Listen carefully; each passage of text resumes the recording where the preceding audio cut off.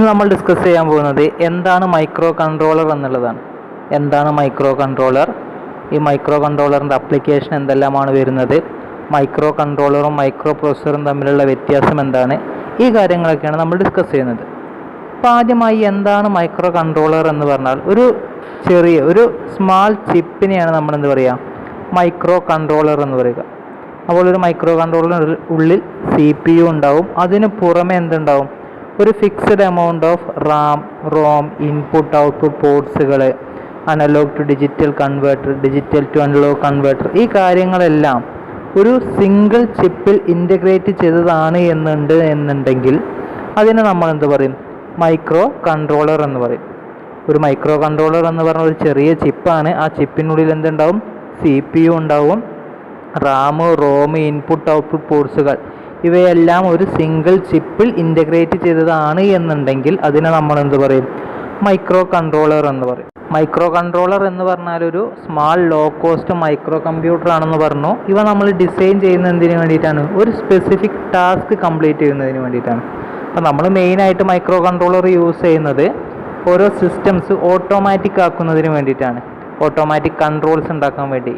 അപ്പോൾ മെഡിക്കൽ ഡിവൈസസിൽ, റിമോട്ട് കൺട്രോൾസിൽ, ക്യാമറ, വാഷിംഗ് മെഷീൻ, ഓട്ടോമൊബൈൽസിൽ, ഡിജിറ്റൽ ക്യാമറ, വാച്ചസിൽ, കീബോർഡ്, മൗസ്, ഈ സ്ഥലങ്ങളിലൊക്കെ നമ്മൾ എന്താണ് ഉപയോഗിക്കുന്നത്, ഈ ടൈപ്പ് മൈക്രോ കൺട്രോൾസുകളാണ് ഉപയോഗിക്കുന്നത്.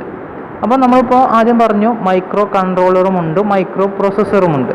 അപ്പോൾ ഈ മൈക്രോ കൺട്രോളർ എന്ന് പറയുന്നത് മൈക്രോ പ്രോസസ്സറിൻ്റെ ഒരു അഡ്വാൻസ്ഡ് വേർഷനാണ്.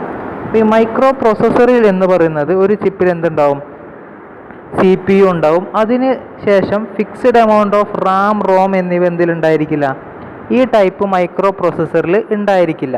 അപ്പോൾ നമ്മൾ എന്ത് ചെയ്യണം, എക്സ്റ്റേണലായിട്ട് ആഡ് ചെയ്ത് കൊടുക്കണം എന്നുണ്ടെങ്കിൽ ആ ടൈപ്പിനെ നമ്മൾ എന്ത് പറയും, മൈക്രോ പ്രോസസ്സർ എന്ന് പറയും.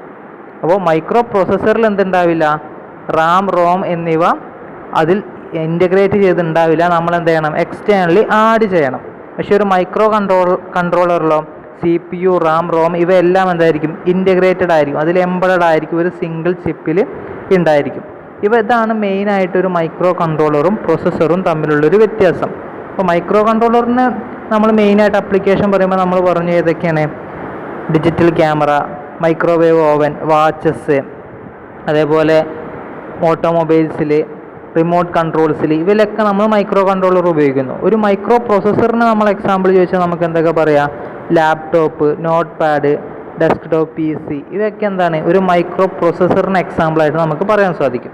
അടുത്തതായി നമ്മൾ നോക്കാൻ പോകുന്നത് ഒരു മൈക്രോ പ്രോസസ്സറും മൈക്രോ കൺട്രോളറും തമ്മിലുള്ള കമ്പാരിസൺ ആണ്. അപ്പോൾ കമ്പാരിസൺ വരുമ്പോൾ ഫസ്റ്റ് തന്നെ നമ്മൾ വരുമ്പോൾ അതിൻ്റെ കോസ്റ്റിലേക്ക് കടക്കുമ്പോൾ മൈക്രോ പ്രോസസ്സർ എന്ന് പറയുന്നത് മൈക്രോ കൺട്രോളറിനെ അപേക്ഷിച്ച് കോസ്റ്റ് കൂടുതലായിരിക്കും.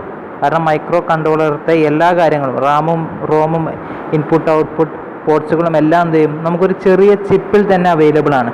പക്ഷേ മൈക്രോ പ്രോസസ്സറിൽ അങ്ങനെയല്ല. അതുകൊണ്ട് തന്നെ ഓവറോൾ കോസ്റ്റ് എന്ന് പറയുന്നത് എന്തായിരിക്കും, മൈക്രോ കൺട്രോളറിൻ്റെത് കുറവായിരിക്കും.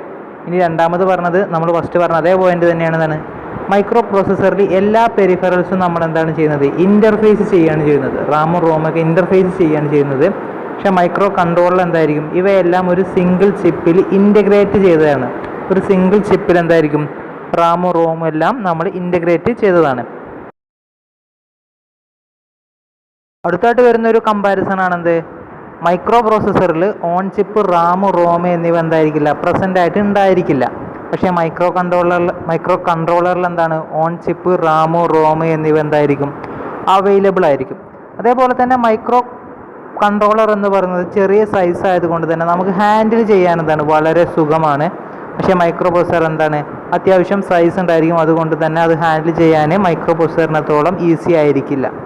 അതേപോലെ തന്നെ മൈക്രോ കൺട്രോളർ എന്ന് പറയുന്നത് ഡിസൈൻ ചെയ്യുന്നതിനും അതേപോലെ തന്നെ അതിൻ്റെ ട്രബിൾ ഷൂട്ട്, എന്തെങ്കിലും കംപ്ലൈൻറ്റ് വന്നാലും മെയിൻറ്റെയിൻ ചെയ്യുന്നതിനെല്ലാം എന്താണ് വളരെ എളുപ്പമാണ് ഇതിനെക്കാട്ടിലും അപേക്ഷിച്ച്, മൈക്രോ പ്രോസസ്സറിനെ അപേക്ഷിച്ച് അത് ഡിസൈൻ ചെയ്യാനും അതേപോലെ തന്നെ ട്രബിൾ ഷൂട്ട്, മെയിൻറ്റെയിൻ ഇവയൊക്കെ ചെയ്യുന്നതിന് എന്താണ് മൈക്രോ കൺട്രോളർ ഈസിയാണ്.